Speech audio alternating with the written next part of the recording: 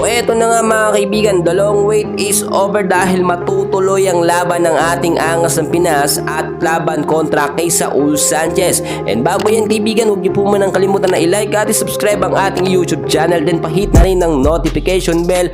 Maraming salamat po. Nakakalungkot man yung naging balita kahapon dahil sumobra po ng ilang pounds or approximately 1 kilo ang ating pambato na si Casimero Cuadro Alas, no? Dapat 122 pounds lang. E nasa 128 pounds ang ating Angas ng Pinas ay nagkaroon siya ng matinding problema. Binigyan naman ng ilang oras etong si Angas ng Pinas para tunawin yung sumobrang kilo na yan mga kaibigan o yung ilang pounds na yan, no?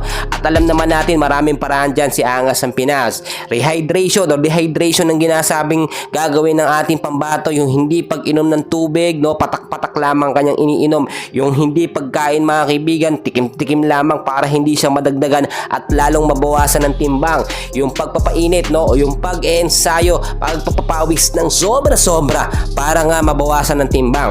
Pero tila magiging problema ito sa opisyal na laban nila, no? Ni Saul Sanchez, dahil kapag nasobrahan sa pagpabawas ng timbang si Angas ng Pinas ay maaapektuhan ng kanyang pagkilos at mga suntok. Baka yung 100% na suntok niya hindi niya maibigay at maging 50% lamang dahil nga sa sobrang bawas ng timbang mga kaibigan.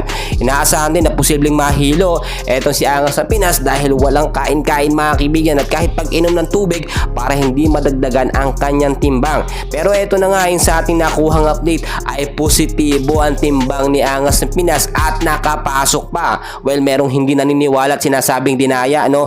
Well, alam naman natin hindi papayagan ng Japan na lumaban itong si Angas ng Pinas kung overweight yan. Pero magandang balita dahil nakuha agad ng ating Angas ng Pinas mga kaibigan. Yung sinasabi natin kaya pa ba round 5 hanggang round 6 kay Saul Sanchez? Well, as of now medyo malabo ito mga kaibigan, pero alam naman natin, no, walang imposible dito sa ating pambato na si Casimero Cuadro Alas dahil siya ang boksingero na maituturing na pinaka-aktibo at malakas ngayon sa Pilipinas. Kaya naman po libo-libo at milyon-milyon ng mga Pilipino nag-aabang at sumusuporta sa ating pambato na si Angas ng Pinas, no? Yung mga pumupusta ng milyon kay Angas ng Pinas, hindi nila binawi ang kanilang pusta, bagos dinagdagan pa nila dahil alam nilang kayang-kaya manalo ng ating pambato kontra dito kay Saul Sanchez.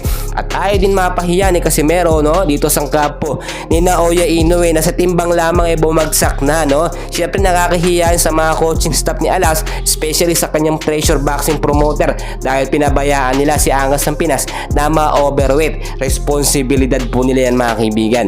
Dito naman kay Saul Sanchez, pabor na pabor lahat, no, dahil kuha agad ng timbang. At the same time, pwede pa siyang kumain at uminom ng pampalakas, no, sinasabi ko mga energy drink dahil sobra-sobra, no, o kaya pang dagdagan yung timbang niya kahit kumain siya dahil na-meet niya na ang tamang timbang. So yun lamang ating update, and please huwag kalimutan na i-like at i-subscribe ang ating channel. Maraming salamat po.